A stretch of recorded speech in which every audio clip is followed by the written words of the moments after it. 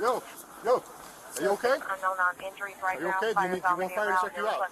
Yeah, Fire's right here. look, I'm in security. Okay. Right? We're getting some insight now into what the board did once they were given this report that told them they needed $9 million in repairs. That was in 2018. Well, a city building official went to that building a month after that report was given to them and told them the building was in very good shape. What resulted were delays, committee review, board resignations, and that's just some of what we found in these documents. The engineers report that in 2018 found major structural damage in Champlain Tower South. Imagine waking up in the middle of the night to the sound of your building collapsing. For the 98 lives lost in Surfside tragedy of 2021, this nightmare became a horrific reality. The question is, why did it take such an unimaginable disaster for Florida to finally crack down on how condo laws and how condo buildings are maintained? Today, we're diving into the story behind these laws, the failures that led to Surfside, and how the changes could prevent history from repeating itself. Buckle up, because this is a story you need to hear. Apparently did not raise an alarm with the man then in charge of Surfside's building department. Tonight, chilling new video shot just 7 minutes before the deadly condo collapse in Surfside, Florida.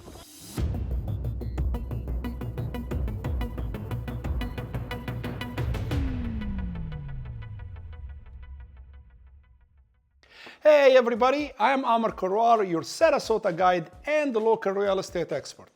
I have lived all over the East Coast, from freezing cities like Hartford and Jersey City to Greenville and Atlanta in the South.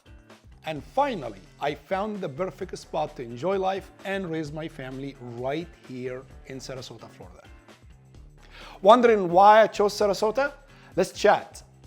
Whether it's a quick call, grabbing a cup of coffee, or taking a little tour to show you what makes Sarasota so special and why it's better than anywhere else. And if you haven't had the chance to visit Sarasota yet, don't worry, I've got you covered. I have put together a special Southwest Florida starter pack just for you. And like the name says, it's packed with all the goodies that Southwest Florida has to offer. A 40-page guide that I made myself, and it got everything you need to know about schools, hostels, golf courses, beaches, outdoor activities, real estate, and anything else you would want to know about Southwest Florida. And yes, it is free. So if you want one, just click the link below, enter your info, and I'll make sure this package gets to you right away. Now, let's get into the real story behind the changes to Florida condo laws, because it is a story of neglect, tragedy, and a long overdue of accountability. How did we get here? For decades, Florida's Condo Association operated with very limited oversight. The laws governing structural inspections and reserve funds were very lenient, and many buildings age without proper maintenance. Associations often waived the reserve funds to keep fees low, leaving the buildings underfunded and unprepared for major repairs. Example, a Miami condo from the 1980s deferred roof repairs for over 20 years due to the lack of funds, or to save money, leading to extensive water damage and structural deterioration. Unfortunately, this lax approach created a ticking bomb. On June 24, 2021, Champlain Towers South in Surfside, Florida, collapsed, killing 98 people. Investigation revealed years of neglected maintenance, corroded support beams, and ignored warnings from engineers. A 2018 inspection report highlighted critical structural damage, but the repairs were delayed due to disputes over costs among condo board's members and the residents. And found the engineers' estimates from Morabito Consultants in 2018 that more than $9 million in repairs was then necessary did not sit well with some owners. Sticker shock is how one described it. By then, 20 months had passed, and the price for that work and additional projects had grown to $15 million. Watching those clips left me speechless.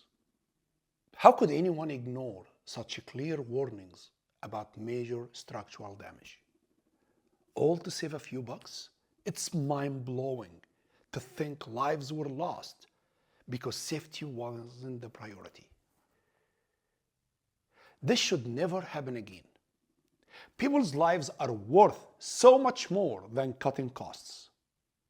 Residents has no idea their building was on the brink of collapse. Hello? Where are you? Are you okay? What? Are you okay? Is anybody down there injured? Well, after more than 2.5 years and $30 million, federal investigators still can't say what caused the collapse of Champlain Tower South. This tragedy wasn't just a failure of one building. It was a systemic failure of accountability and oversight. The question is, why did it take a tragedy? For years, legislators turned a blind eye to the growing risks, bowing to the pressure from developers and condo associations who lobbied against stricter laws. Maintaining buildings cost money, and many associations prioritized short-term affordability over long-term safety. These minutes of a condominium association meeting in November 2018 report the town building official, Ross Prieto, told the community that night it appears the building is in very good shape. It is shocking that it took 98 lives and a worldwide outrage for Florida to wake up. It raises the question, why were not these laws in place decades ago? After Surfside, Florida introduced Senate Bill 4D in 2022 to overhaul condo regulations. Mandatory inspections, buildings 3 stories or higher and over 30 years old, and if they are near the coast, 25 years, must undergo milestone inspections. Phase 1 of this bill, a visual inspection for obvious safety issues. Phase 2, a deeper investigation if problems are found. Associations must now maintain reserves for essential structural elements, like roofs, load-bearing walls, and can no longer waive funding for these repairs. Example, a condo in Fort Lauderdale, built in 1985, identified significant issues during its Phase 1 inspection, prompting immediate repairs to prevent a Surfside-like catastrophe. While these measures were a step in the right direction, they came far too late for the Surfside's victim.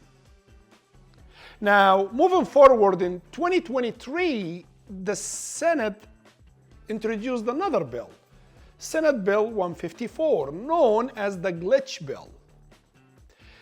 Addressed many challenges in the Senate Bill 4D. Deadlines for inspections, for one, were extended, acknowledging the shortage of engineers and architects. The Structural Integrity Reserve Study, which is they call SIRS, SIRS, was simplified, focusing on critical components like roofs, load-bearing walls, reducing costs for associations.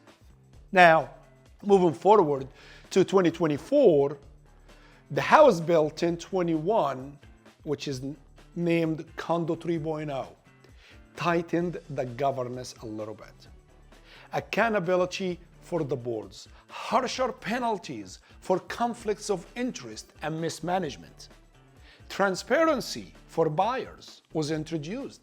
Sellers now must disclose inspections and reserve study reports to prospective buyers. Any idea what caused this? This is kind of shocking. Good evening. Buildings like this, good evening, buildings like this do not fall in America. This is a third world phenomenon, and it's shocking. There are casualties. There are casualties, and it's frightening to think of how many more there are going to be. You need to understand that thing came straight down. We used to have 10 feet between the balconies. We now have about 1.5 feet, and they are all lined up perfectly. It just came down one on top of the other, and it's horrifying, actually. These changes were necessary, but they still leave one lingering question. Why does it take a tragedy to force reform? Now, looking forward, Florida lawmakers are now discussing the Condo 4.0 that's set to adopt in this spring of 2025. Expected reforms to include improved funding mechanisms to help associations afford large-scale repairs, stricter penalties for non-compliance with inspection deadlines, better oversight for aging buildings, particularly those built before the 1980s. Florida is finally taking steps to ensure history does not repeat itself. But these changes came at an unthinkable cost. The Surfside tragedy is a stark reminder of what happens when accountability and maintenance are neglected. These new laws are a step in the right direction, but they're also a painful reminder of what was lost. If you're a condo owner, a buyer, or simply someone curious about Florida real estate, staying informed is critical. That's why we're here, to give you an honest, reliable information so you can make smart, informed decisions. If you have questions or need guidance, don't hesitate to reach out. We're here to help.